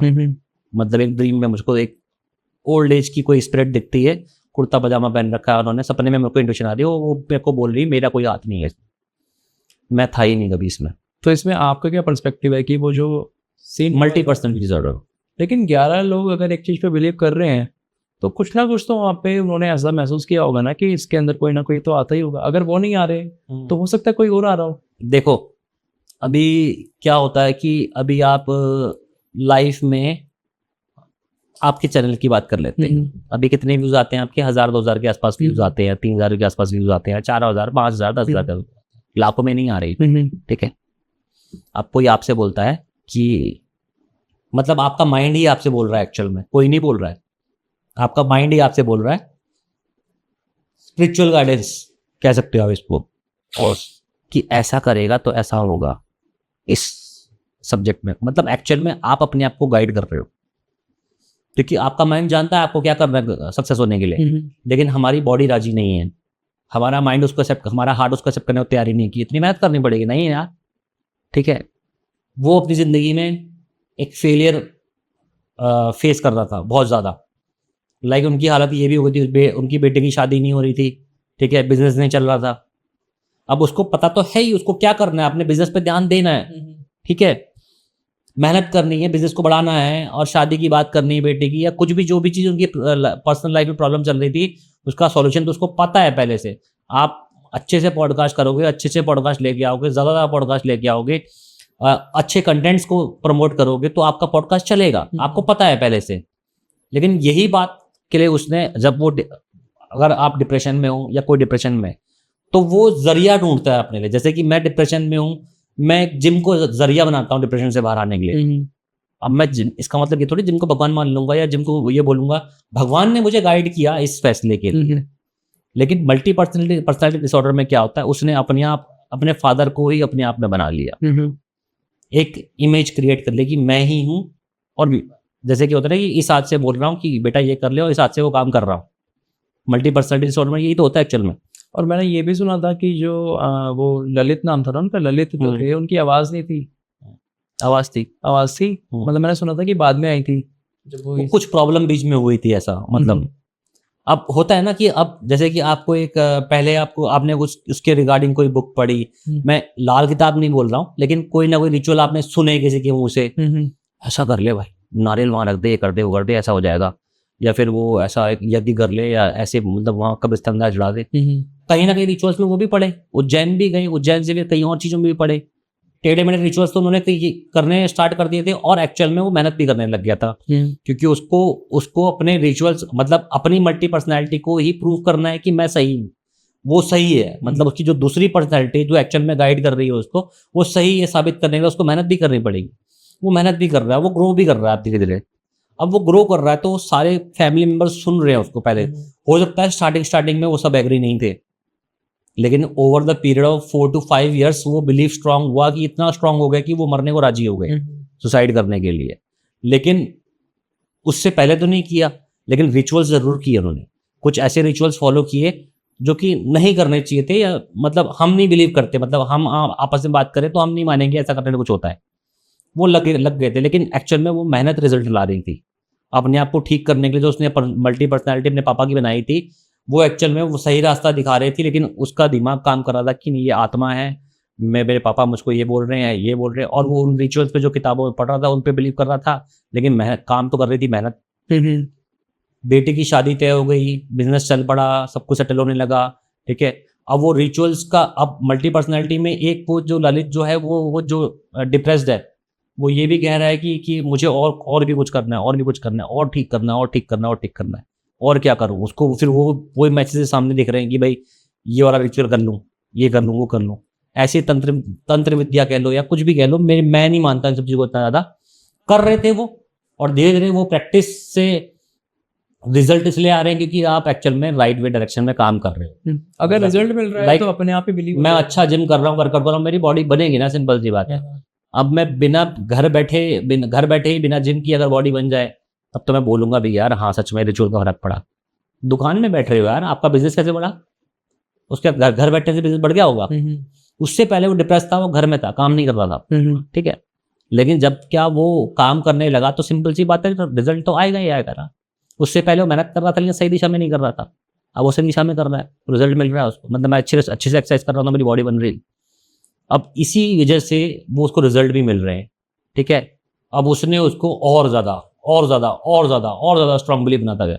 सारे बच्चे मैनिपुलेटेड है, घर के फैमिली सारे मेंबर्स मैनिपुलेटेड है उन्हीं बातों में, क्योंकि रिजल्ट मिल रहा है ना भाई। मैं बार बार हर पॉडकास्ट में एक बात बोलता हूँ। कई लोग मेरे को फिर गाली देंगे, नॉन बीजेपी हूँ मैं, ठीक है। कई लोग बोलेंगे कि मैं अंधभक्त हूँ, कोई कुछ बोलेगा, कोई कुछ बोलेगा। जब लॉकडाउन लगा सब में ताली बजाई थी ना, क्यों बजाई? एक बिलीव था। किस चीज का बिलीव? कि कोई साइंस थी उसके पीछे? पता नहीं। जब पता ही नहीं है तो क्यों बजाई? यही मैं कह रहा हूँ, उन्होंने किया। हम तो थाली बजा रहे थे, अब तो पूरी दुनिया थाली बजाई है, मतलब पूरी इंडिया थाली बजाई है। कम से कम ना करते 80-90% तो उन्होंने बजाई होगी। चलो 10% को निकाल लेते हैं, बाहर नहीं थे बिलीवर, लेकिन ऑलमोस्ट मैक्सिमम लोगों ने तो थाली बजाई ना। क्यों बजाई? उससे कोई बीमारी का इलाज होने वाला कोरोना का? नहीं ना। शायद मेंटली स्ट्रांग हम थोड़ा सा हो जाते हैं ना। जैसे कि अब मान लो अगर रात को मुझे डर लग रहा है तो मैं किसी भगवान को याद कर लूंगा, मृत्युंजय का जाप कर लूंगा, गायत्री मंत्र पढ़ लूंगा। अब वो इफेक्ट कर रहा है नहीं कर रहा वो अलग बात है, लेकिन मेरा माइंड सेटिस्फाइड हो गया कि हाँ मैंने अब जाप कर लिया है, सेम, तो अब मेरा कुछ नहीं हो सकता। जैसे कि जब आप ये थाली बजाने वाली बात बोल रहे हो, लोग ढोल वगैरह लेके थाली लेके रोड पे निकल गए थे, वो भूल ही गए कि भाई कोरोना में डिस्टेंस बनाना है। लोगों ने फुल एंजॉय करा, एक खुशहाली सी छा गई। तो आई गेस कि हमारा जो दिमाग है वो ऐसे काम करता है कि अगर हम, और तब वो कोरोना भी नहीं फैला ना उस टाइम पे था, रिजल्ट तो उसके बाद में आए ना, कि अगर हम बेशक वो चीज इफेक्टिव ना हो, लेकिन अगर हम एक्सेप्ट कर लेते हैं कि हाँ ये हमारे लिए वर्क करेगा, दैट इज द रीजन कि उसकी मल्टी पर्सनैलिटी ने वो एक्सेप्ट कर लिया था। इसी से हो रहा है जो हो रहा है। वरना कोई पागल है तो थाली बजाएगा, वरना कोई पागल है घर में ऐसी पूजाएं करेगा या फंदा गले में लगा लेगा। मैं थाली बजाने और सीधे से डायरेक्टली कंपेयर कर रहा हूँ फंदा लगाने से, ठीक है। 90% दुनिया पागल हो गई थाली बजाने के लिए। क्या 11 लोग खांसी नहीं लगा सकते? लगा दी उन्होंने, क्योंकि उनके पास रिजल्ट थे। थाली बजाने से हमको कोई रिजल्ट नहीं मिला, लेकिन उनके पास रिजल्ट थे। उनकी फैमिली बहुत स्ट्रांग हो चुकी थी, स्ट्रांग बिलीवर थी ना, मतलब क्योंकि स्ट्रांग बिलीवर क्यों हो गई थी? क्योंकि उनकी लाइफ में सक्सेस आ गया था उसकी वजह से, over the period of time, not in a day, over the period of long time. 4-5 साल में वो बिलीव स्ट्रांग हुआ था। तो सिंपल सी बात है कि उनको बिलीव के पीछे रीजन था। तो सारे शायद पढ़े लिखे लोग थे। हाँ, आजकल पढ़े लिखे लोग ही तो बेवकूफ बनते हैं। जो बाबा के चक्कर में पढ़ते हैं कौन होते हैं? पढ़े लिखे तो होते हैं। आजकल जो बाबा के पीछे पढ़ रहे हैं, इन चक्करों में पढ़ रहे हैं, वो पढ़े लिखे तो हैं। बल्कि हमारा जो गांव का देहात का समाज है वो शायद जागरूक हो गया है, पढ़े लिखे लोगों बेवकूफ बनने लग रहे हैं आजकल। लैक ऑफ नॉलेज शायद इसका रीजन है। Lack of believe in right thing. Knowledge तो सबके पास है, आपको भी पता है सही क्या है, गलत क्या है, झूठ क्या है, सच क्या है, लेकिन स्टिल कभी कभी सोसाइटी में आपको वो चीज़ें माननी पड़ती हैं जो चीज़ें आपके बिलीफ के बाहर है। आपके परिवार में, आपकी फैमिली में कई बार आपको वो चीज़ें एक्सेप्ट करनी पड़ती है ना। कॉम्प्रोमाइज़ हमें कई जगहों पे करना पड़ता है। तो वो क्या है? लैक ऑफ नॉलेज तो नहीं है। लैक ऑफ नॉलेज होता तो हम कॉम्प्रोमाइज़ करते ही क्यों? तो जो वो बुराड़ी वाला केस था, उनके घर में फिर आपने इन्वेस्टिगेशन वगैरह करी कि वहाँ पर परमिशन नहीं है ना उस चीज़ की। परमिशन ही नहीं है? और जिस दौरान आप गए थे वहाँ पर तब? मैं घर में नहीं गया था। अच्छा, घर में नहीं गए। मतलब वहाँ जी न्यूज़ के ऑफिस गया था ना, जो पैनल डिस्कशन होता है वो ऑफिस में होता है। और परमिशन क्यों नहीं है? Private property. अच्छा। आप इस घर में कुछ होता है नहीं होता है, इस घर ये घर जिसके नाम पे वो अलाउ नहीं करेगा तो नहीं होगी इसमें इन्वेस्टिगेशन कभी। हाँ, खंडर पड़ा हुआ है, कोई देख नहीं रहा, आते जाते चले गए हम भी, वो वाली बात है। जैसे भानगढ़ में जाने की परमिशन भी नहीं है ना। नहीं, पर वहाँ तो आप गए हुए हो ना, आपने ऑफ कैमरा बताया था। हाँ, तो वहाँ आपको कुछ महसूस हुआ? हाँ, मतलब यहाँ जितने भी अभी पैरानॉर्मल की वीडियोस बना रहे हैं, मैं बहुत पहले चला गया था। अच्छा। वहाँ पे सीन ऐसा हुआ था कि उस टाइम पे हम इन्वेस्टिगेशन वीडियोस के लिए हम स्टार्टअप भी नहीं थे एक तरह से। लेकिन yes, I was the part of organisation parapsychology and investigation research society का। I was the part as a state representative. ठीक है, आई वॉज रिप्रेजेंटिंग, मतलब वो न्यूज़ चैनल पे जो जा रहा हूँ मैं उनकी तरफ से जा रहा था। मैं उस ऑर्गेनाइजेशन को रिप्रेजेंट कर रहा था। आज भी मैं उनका पार्ट हूँ, आज भी मैं उनसे जुड़ा हूँ। यस, कम्युनिकेशन अब वो दूर है, मैं दूर हूँ, तो कहीं ना कहीं थोड़ा कम्युनिकेशन गैप तो होता ही है। अब भी मैं मीडिया रिप्रेजेंटेशन नहीं कर रहा हूँ, मैं गाँव में रह के काम कर रहा हूँ, तो थोड़ा सा है। उस टाइम पे मैं उसकी वजह से, उस ऑर्गेनाइजेशन की वजह से गया था, और आज भी मैं उसका पार्ट हूँ। उनसे ही सीखा है बहुत कुछ मैंने। ऑलमोस्ट इन्वेस्टिगेशन की काफ़ी सारी चीज़ें सीखी हैं, कुछ अपनी रिसर्च भी है, कुछ अपना टाइम भी दिया है, उसके बाद उनसे जुड़ा हूँ, फिर और डीप गया हूँ और सीखा है। तो उन्होंने ही मुझे पैरानॉर्मल रिसर्चर बनाया एक तरह से, जिसकी वजह से मेरा एक फ़र्ज़ भी बनता है कि मैं कभी फेक चीज़ों को ना बढ़ावा दूँ या अंधविश्वास को बढ़ावा ना दूँ। तो बस ये है इम्पोर्टेंट। जब आप भानगढ़ गए, भानगढ़ का मैंने सुना है कि वहाँ पर पूरा का पूरा राज्य खत्म हो गया था। तो वहाँ पर आपको मल्टीपल एंटिटीज महसूस हुई, या आपने वहाँ पर क्या देखा? भानगढ़ की हिस्ट्री 100 साल पुरानी है, 200 साल पुरानी है, 300 साल पुरानी है, कितना साल पुरानी मुझे एग्जैक्टली पता नहीं। लेकिन आप अगर बोलते भी हैं कि उस टाइम की एंटिटी मौजूद होंगी तो शायद बिलीव करना मुश्किल होगा, क्योंकि अगर धर्म के हिसाब से भी अगर आप बात करते हो, साइंस के हिसाब से अगर आप बात नहीं कर रहे हो, तो वो एंटिटी कब तक रहेगी? किसकी एक एंटिटी की केस भी तो होगी। नहीं, जितना मैंने सुना है कि जो भानगढ़ की स्टोरी है, स्टोरी के हिसाब से ये है कि वहाँ पर एक रानी थी रत्नावती। हाँ, और राज्य का एक तांत्रिक था, सिंगिया नाम था उसका। वो तांत्रिक रानी पे मोहित हो गया था, पता है। और रानी को वश में करने के लिए उसने वो इत्र भेजा था, जो रानी ने उल्टा करके उसी को खत्म कर दिया था। तो मरते दौरान उसने श्राप दिया था कि जितने लोग अब इस भानगढ़ में मरेंगे उन सबको कभी मुक्ति नहीं मिलेगी। अच्छा, जो स्टोरी मतलब मैंने सुनी है। और ऐसा ही कहते हैं कि वो सारे लोग जो वहाँ पर जिनकी डेथ हुई वो वहाँ पर भटकते हैं, इवन रानी के लिए भी कहते हैं। देखो, धर्म के हिसाब से ऐसा पॉसिबल नहीं ना कि वो जिंदगी भर भटकता रहे। धर्म के हिसाब से अगर हम देखें, अगर किसी पक्के तांत्रिक का या संत का श्राप है तो वो काम करता है, पॉसिबल है। जैसे अगर हम देखो धर्म के हिसाब से बात करें, 80-90 साल तो मैंने सुना है। अश्वत्थामा थे, महाभारत काल में भगवान कृष्ण ने उन्हें श्राप दिया था कि जब तक ये धरती रहेगी तब तक आप भटकोगे। तो लोग कहते हैं कि आज भी हाँ वो भटक रहे हैं, लेकिन स्टिल प्रूवन नहीं है। प्रूवन तो देखो नहीं है, थ्योरी है हमारे पास में। धर्म के हिसाब से थ्योरी है कि हाँ, धर्म के हिसाब से तो प्रूवन नहीं है कि हाँ वो, अब जैसे थ्योरी है हमारे पास में। हाँ, हनुमान जी आज भी जीवित है, थ्योरी हमारे पास। देखा किसी ने? देखा तो नहीं है, नहीं देखा। तो ऐसे ही मैं कह रहा हूँ कि अब हमें जब वहाँ पे गए थे, तो अगर मैं कॉम्बिनेशन की बात करता हूँ, मैंने पेयर्स का स्पिरिट बॉक्स वहाँ पे यूज़ किया था, और मेरा बड़ा मन था भानगढ़ जाने का, एक्सप्लोर करने का। तो जब वहाँ पे हम इन्वेस्टिगेशन कर रहे थे, अब मैं जो बात बता रहा हूँ आपको, हो सकता है कि वो जादूगर तांत्रिक ही हो सकता है, लेकिन मैं मानता हूँ कि जिसकी जितनी एज होती है शायद वो उतना ही यहाँ रहता है, उसके बाद फिर उसका फॉर्म चेंज हो जाती है, ट्रांसफॉर्म हो जाती है। मैं इतना समझता हूँ। लेकिन पॉसिबल, ये भी पॉसिबल है, जैसे आप कह रहे हो ना, ये भी पॉसिबल हो सकता है भटकती हो। तांत्रिक ने कुछ ऐसा कर लिया अपनी स्पिरिट को, है ना, उसने जब वो उस पर जादू पलटा गया था, उससे पहले शायद उसने स्पिरिट को वहीं स्टे करने के लिए ऐसा कुछ कर दिया हो, या पूरे गाँव के लिए कुछ तंत्र कर दिया हो, जैसा आप कह रहे हो। ये श्राप की धर्म या श्राप हो, ऐसा है ना, हो सकता है। ये भी बात पॉसिबल है। मतलब there is always probability in paranormal. Probability हर जगह की है। आपकी बात भी सही है, आपकी बात भी सही हो सकती है, मेरी बात भी सही हो सकती है। जब हम वहाँ कॉम्बिनेशन करने गए थे, तो सबसे पहले हम छत पे गए थे, टॉप फ्लोर पे चले गए थे हम लोग। वो गांव वाला जो एरिया ना, जिस छत नहीं है, वहाँ तो मेरे को कुछ कभी फील नहीं हुआ, मतलब वहाँ से हम निकले, रात को भी निकले तो हमें फील नहीं हुआ। छत पे थे हम, छत पे हमने कम्युनिकेशन करना स्टार्ट किया, तो वहाँ पे स्पिरिट बॉक्स हमने ऑन किया, तो वहाँ पे वो एक आध दो रिप्लाई आए।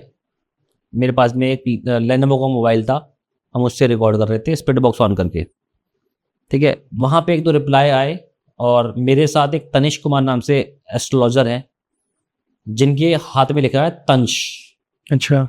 ठीक है। और हम भी टिंकू भाई कहते हैं उनको, टिंकू उनका पेट नेम है, ठीक है। अब तंश का तो कोई मतलब नहीं है, है ना। तो वहां पे मैंने उनसे कहा कि आप इनसे ना राजस्थानी में बात करो स्पिरिट बॉक्स पे, हो सकता है कोई रिप्लाई आ जाए, क्योंकि राजस्थानी शब्द होता है, लोकल लैंग्वेज कनेक्ट कर जाए। हाँ हाँ। ये लैंग्वेज का कोई बैरियर नहीं होता स्पिरिट्स में एक्चुअल में, लेकिन यस, एक फैमिलियर अटैचमेंट के साथ में अगर आप बात करोगे तो इट कैन बी फ्रेंडली, है ना। पॉसिबल है कनेक्ट करने का, कनेक्शन होने का चांसेस थोड़ा सा बढ़ता है, ज़्यादा है। अगर हम वो लैंग्वेज यूज करते हैं तो। लेकिन ऐसा नहीं कि आपको उसको हिंदी समझ में नहीं आएगी, हिंदी भी आएगी समझ में, ठीक है। Language is not barrier, not even gender, spirit का जेंडर भी नहीं होता, दैट वो तो फ्री फॉल है ना, ट्रांसफॉर्म हो गई, ये तो बॉडी तो एक जेंडर था। लेकिन ऐसा कहते हैं ना कि जिस दौरान, जैसे मान लो कोई उस दौरान मरा है कि उसकी कोई इच्छा अधूरी रह गई, हाँ, तो जब तक उसकी वो इच्छा पूरी नहीं हो जाती, हाँ, वो अपनी जो आगे की जर्नी है वो स्टार्ट ही नहीं कर पाता है, वो यहीं भटकता रहता है। हाँ, बेशक उसकी जो उम्र है वो कंप्लीट हो चुकी हो, जो धर्म के हिसाब से कहते हैं। तो इस बात में आपकी क्या राय है? इस बात पे मेरी ये राय है कि चाहे कोई अपनी उम्र पूरी करके मरे, चाहे वो आधे में मर जाए, इच्छा किसी की पूरी नहीं हो सकती। तुम्हारी भी कभी नहीं होगी, मेरी भी कभी नहीं होगी, और जो 90 साल में मरा है ना, उसकी भी इच्छा कभी पूरी नहीं होगी। जिसने मोक्ष पा लिया उसकी भी इच्छा कभी पूरी नहीं होगी। लिख के ले लो, मैं लिख के देता हूँ। ये कैसे पॉसिबल? अंबानी की इच्छा पूरी हो गई है? अंबानी ने मोक्ष नहीं पाया ना। जिसने मोक्ष पाया आप उससे मिले हो क्या? आप उनकी क्या पता उस मोक्ष को पाने का तो उसकी देवता बनने की इच्छा हो, क्या पता। प्रोबेबिलिटी की बात कर रहे हैं ना हम तो प्रोबेबिलिटी में तो ये तो मौजूद है। क्या पता उसको मोक्ष पाने के बाद उसकी स्वर्गलोक की इच्छा हो, स्वर्गलोक ना गया हो। क्या पता उसकी इच्छा हो कि अब नेगेटिविटी को जानूं। मोक्ष तो मैंने पा लिया, जीवन मृत्यु के काल से तो मैं फ्री हो गया हूं, लेकिन अब मैं चाहता हूं कि जीवन मृत्यु के काल को मैं कंट्रोल करूं, मैं भगवान बन जाऊं। जो हमारे ग्रंथ कहते हैं, ग्रंथ के हिसाब से मोक्ष वही पाता है। ग्रंथ किसने लिखे हैं? संतों ने लिखे। संतों ने लिखे हैं। संत क्या थे? इंसान थे, लेकिन वही वाली बात है ना कि कोई चीज अगर हजारों सालों से फॉलो होती आ रही है, यही मैं कह रहा हूँ, जो फॉलो होते आ रही है वही सच हो पॉसिबल नहीं है, क्योंकि वो लिखा गया, वो भी थ्योरी है ना। उन ग्रंथों में भी LHS RHS नहीं है, वो भी थ्योरी है। हम फॉलो इसलिए कर रहे हैं क्योंकि हम उससे जुड़े हैं, वो हमारा पास्ट है, वो हमारी हिस्ट्री है, हम उसको फॉलो करते हैं, ठीक है। और हो सकता है कि वो इतना ज्यादा ट्रू है कि हम इतने काबिल ही नहीं हुए समझने के लिए उसको। प्रोबेबिलिटी की बात कर रहा हूं। ये भी करेक्ट बात। दोनों प्रोबेबिलिटीज दे रहा हूं मैं नेगेटिव नहीं बोल रहा हूँ इस बारे में। मैं ये बोल रहा हूँ हम इतने काबिल ही नहीं बने उसको समझने के लिए उसको। देखो, एक होता है बिलीवर, एक होता है नॉन बिलीवर। जो बिलीवर होता है वो उसको ज्यादा समझाना नहीं होता, हाँ, किसी भी तरीके से उसको बिलीव कर, आंख बंद करके बिलीव कर रहे हैं जो वो गलत है। हाँ, जो समझ के बिलीव करें वो मेरे ख्याल से सही है। करेक्ट बात है। नॉन बिलीवर बनने से पहले आप उसको समझने की कोशिश करो, मेरा कहना ये है। आप किसी भी चीज पे जाते हो, चाहे आप देवताओं में जाते हो, चाहे आप भूत प्रेत के मिथ्स में जाते हो, तो आंख बंद करके कभी बिलीव मत करो जो आगे सामने वाला कह रहा है, आपको मैनिपुलेट करने के लिए कह रहा है। मैनिपुलेट करने के लिए देश की कितनी जनता है? 3.5 करोड़ सत्तर ऐसे कुछ ऐसे बोलते हैं मेरे ख्याल से। 130 करोड़ से भी ऊपर है। 135 करोड़ 40 करोड़ ऐसे कुछ बोलते हैं ना, भारतीय अगर बोलते हैं।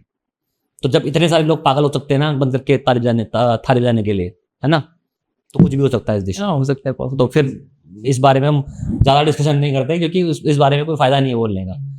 आंख बंद करके बिलीव करने वाले बहुत हैं, चाहे वो इंडिया की बात हो चाहे वो बाहर की बात हो। बाहर क्रिश्चियनिटी के नाम पे भी काफी सारे आपने अगर वो देखे होंगे स्टेज परफॉर्मेंस, वो ऐसे कर रहे हैं, वो ऐसे कर रहा है करके, तो सारे ऐसे लाइन से वो तो पूरी लेडीज गिर जा रही है।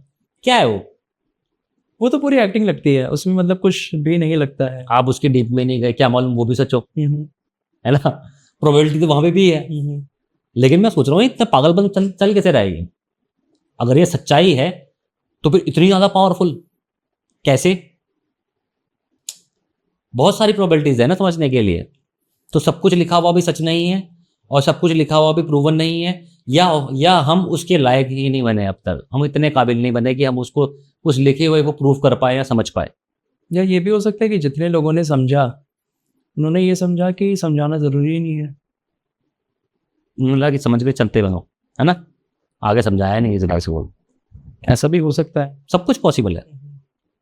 तो आपके अकॉर्डिंग अगर आप हमारे व्यूअर्स को बोलें कि अगर किसी को ऐसा लगता है हाँ कि उसका घर हॉन्टेड है या किसी को लगता है कि इसके ऊपर किसी स्पिरिट्स का साया है, हाँ तो सबसे पहले उसे क्या करना चाहिए? किसी बाबा के पास जाना चाहिए या किसी इन्वेस्टिगेटर के पास जाना चाहिए या क्या करना चाहिए? देखो, मेरा मानना तो है कि अगर आपका अगर ऑरा वीक है तभी ऐसी चीजें होती हैं आपके साथ में। लेकिन नॉर्मल इंसान को तो पता नहीं होगा ना कि इसका ऑरा कमज़ोर है या स्ट्रांग है। तभी तो वो वैसा हुआ, ऑरा वीक है तभी तो। अब इनके लिए हम वीडियोस बना रहे हैं कि आप अपना ऑरा स्ट्रांग करो। मैं लोगों को अवेयर करता हूँ कि आप अपने ऑरा पे काम करो। अगर आपको कोई चीज़, अभी मैं बताता हूँ आपको कि मेरे पास पिछले 10 साल में 250-300 केसेस आ चुके हैं। 250-300 भी नहीं बोलूँगा, ज़्यादा ही बोलूँगा, 400-500 केसेस मैंने लोगों को फ़ोन पे ही हेल्प करी है। कई कुछ लोकेशंस पे उनके घर पे भी गया हूँ प्रॉब्लम सॉल्व करने के लिए। और उतना डिटेल पे जाऊँ तो मैं आपको कई सारे केसेस बता सकता हूँ जहाँ ऑलमोस्ट मिथ ही था, और मिथ नहीं भी था तो वो एंटिटी काम तभी तक कर रही थी जब तक उनका बिलीव था या उनका डर था। बिलीव कौन देता है? डर या फिर strong aura? Strong aura positive pay believe करेगा, वीक ऑरा डर देगा, है ना। जब तक ये था तभी तक वो चीज़ें थी। जब उन्होंने मुझसे बात करी और वो बात करने के बाद में या उनकी लोकेशन पे मैं गया, उनके घर में मैं गया हेल्प करने के लिए, तो जब मैंने वो चीज़ें क्लियर की तो वो चीज़ें भी क्लियर हो गई। एग्जाम्पल देते हैं, एक लेडी, एक लड़की थी, सब्सक्राइबर ही थे हमारे। तो उनका ये था कि जैसे ही मतलब ऑलमोस्ट 10 साल से वो पॉजेस्ड कह सकते हो या किसी स्पिरिट ने उनको पकड़ा हुआ है और दिखती है, और कहते हैं ना कि लाइक फिजिकली उनको टॉर्चर भी करती है। अब मेंटल हेल्थ पे, फिजिकल पे, सब जगह पे, है ना। वो परेशान थी अपनी लाइफ से कि सर जब मेरे पीरियड्स होते हैं तो उस टाइम पे तो ये बहुत ज़्यादा आई हो जाती है, मैं कंट्रोल नहीं कर पाती। मतलब मेरे को इतना ज़्यादा परेशान कर देती है स्पिरिट की मैं कुछ भी नहीं कर सकती। मैं बहुत परेशान हूँ, ना शादी कर पा रही हूँ, ना कुछ आगे बढ़ पा रही लाइफ। अब इतना कुछ चल रहा है किसी की लाइफ में, तो कितना 10 साल से परेशान है। उन्होंने क्या तांत्रिकों को नहीं पूछा होगा, क्या उन्होंने क्या बाबाओं के पास नहीं, क्या भगवान के पास नहीं गए होंगे? अरे बालाजी भी गई हूँ, सब जगह गई हूँ, लेकिन कुछ नहीं हुआ, है ना। तो नाम तो डिस्क्लोज नहीं कर सकते ना किसी का भी। तो काफ़ी चीज़ें बताई उन्होंने कि काफ़ी चीज़ें हमने ट्राई करी, डॉक्टर भी ट्राई किया, सब कुछ किया, कुछ नहीं हुआ। उन्होंने मुझसे सिर्फ 15-20 मिनट बात करी और उसके कुछ दिन बाद ही शायद पीरियड्स भी थे उनके से मेरे ख्याल से, और उनको पीरियड्स में भी इनको महादेव की शैडो दिख रही है। अच्छा। तब से लेकर आज तक का दिन है, शायद 7-8 में, ये रिसेंट केस था, 7-8 महीने हो चुके हैं, कोई कंप्लेंट नहीं। मैंने सिर्फ उनको कंसल्ट करके उनका ऑरा स्ट्रॉन्ग किया। उनको सिर्फ कंसल्ट किया मैंने कि आपको उस एंटिटी को फेस करना है, और सिंपल सी बात है, अपने ऑरा को स्ट्रॉन्ग करना है। कैसे करो? मतलब मेडिटेशन करो। नहीं तो अगर आपकी बॉडी इतनी कैपेबल नहीं है कि उस मेडिटेशन को अप्लाई कर सके अपनी उसमें मेंटल हेल्थ में, तो at least there are several types of videos जो फ्रिक्वेंसीज होती हैं, है ना, उनकी वीडियोस यूट्यूब पे मौजूद हैं। उनको सुनो तो उनसे भी हेल्प मिल जाती है। उनको सुन लो, फिर प्यूरिफिकेशन करो अपनी भी, अपने घर की भी। लाइक कहते हैं, अब धर्म की बात करो या कुछ भी बात, कपूर जलाओ, रॉक सॉल्ट का बात लो, अपनी सोल को प्यूरिफाई करो, ठीक है। ये सब चीज़ों को मैंने बताया भी इनको, मैंने ये सब चीज़ें भी कर लो साथ साथ किया, प्रॉब्लम सॉल्व हो गई। एक किसी कोई मौलवी तांत्रिक नहीं होते, सॉरी, मौलवी का अपना कुछ कॉन्सेप्ट था, उसने कुछ पता नहीं क्या अजीब सी चीज़ें रखी हुई थी घर में, जिससे तुमको प्रॉब्लम नहीं होगी।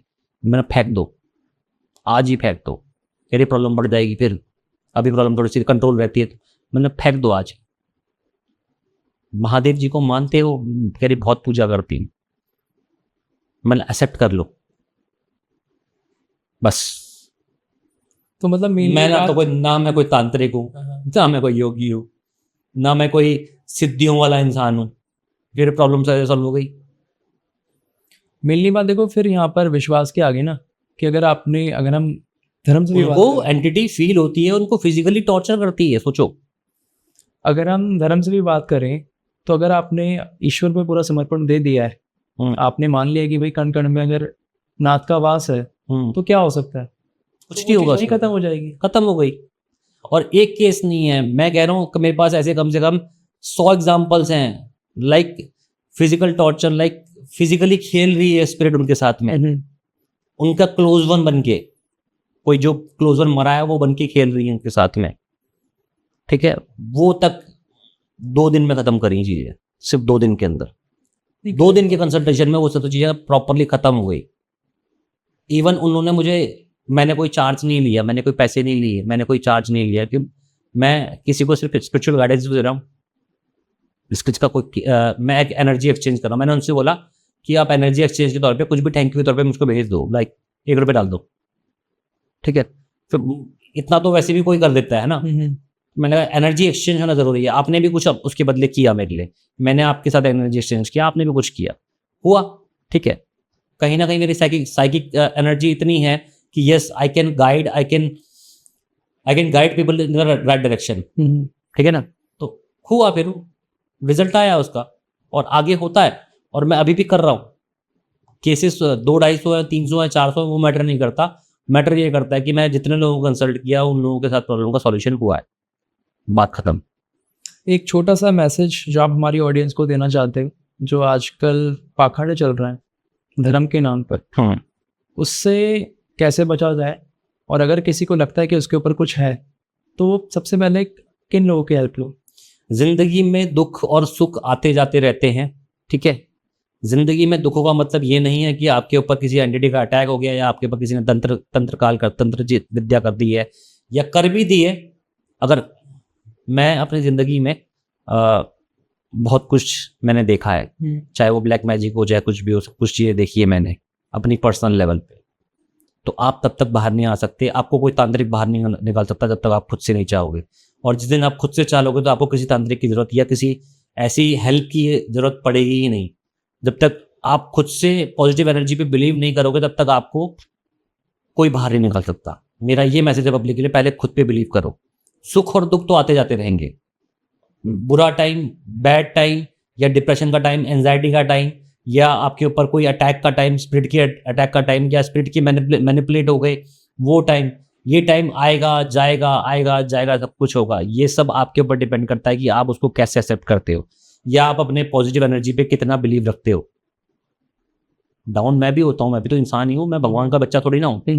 मतलब भगवान का बच्चा हूँ, भगवान नहीं हूँ। हाँ, कण कण में भगवान है। वो जितना मेरे अंदर है उतना आपके अंदर भी है, और उतना उसके अंदर भी है जिसको वो स्पिरिट ने मैनिपुलेट किया हुआ है। बस आपको सिर्फ उसको एक्सेप्ट करने की जरूरत है ना। जैसे ही आप उस पॉजिटिव को एक्सेप्ट करना स्टार्ट करोगे, तो हो सकता है कि आपको उस जो निवारण करते हैं, पूजा पाठ, वो जो पूजा पाठ कह लो, या कोई तंत्र विद्या कह लो, या जो जिस तरह से भी सॉल्यूशन देते हैं, उन सब चीज़ों में आपको फेक चीज़ों में पढ़ने की जरूरत कभी पड़ेगी नहीं। मतलब विश्वास बड़ी चीज, विश्वास से बड़ी कोई चीज़ नहीं है। विश्वास is the most important thing, उसके अलावा कुछ भी इंपॉर्टेंट नहीं। उसके बाद सारे सॉल्यूशन आपके सामने खुद ही खुल जाएंगे।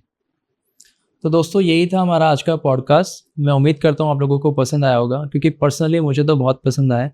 और जब भी भैया वापस आएंगे तो हम उम्मीद करते हैं कि और पॉडकास्ट आपके साथ, क्योंकि आपके पास तो स्टोरीज का भंडार होगा। बिल्कुल, रिसर्च करते हो, खत्म ही नहीं होगी, जैसे बोलते जाएंगे खत्म कभी होगी नहीं। और इंटरेस्ट भी बहुत, मतलब आपकी स्टोरीज भी इंटरेस्टिंग है। हाँ।